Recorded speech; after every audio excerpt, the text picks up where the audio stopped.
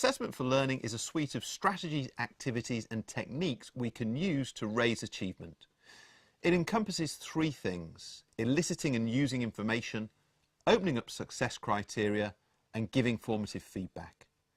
When put together, these three things form a virtuous circle. We elicit information about student learning. We then use that to tailor our teaching. We open up success criteria so that students have a better understanding of what they need to do to be successful. And we give formative feedback, which students then employ in order to improve. At that point, we elicit new information, and so the circle continues. Assessment for learning differs from assessment of learning. In assessment of learning, we sum up what students have learned. This is important, but it isn't likely to raise achievement in the same way as assessment for learning. To illustrate the difference, consider these two different pieces of feedback. Piece 1, 63%. Piece 2, Jenny, you've produced a really interesting piece of persuasive writing in which you make excellent use of examples to support your points. To improve, I'd like you to start considering different perspectives and then evaluating these within your own argument. This will show a wider depth of knowledge and understanding. So the first piece of feedback is summative. It's a summary or a summation of what the child has achieved in that particular setting and is delivered in the form, in this case, of a percentage, but it could also be a mark or a grade or a level.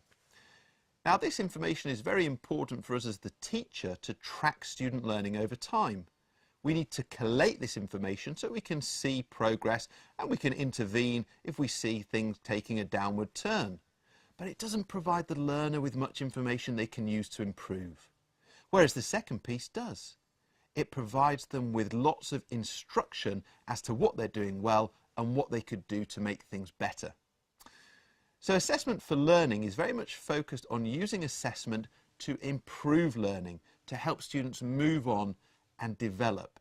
And that's why it is formative.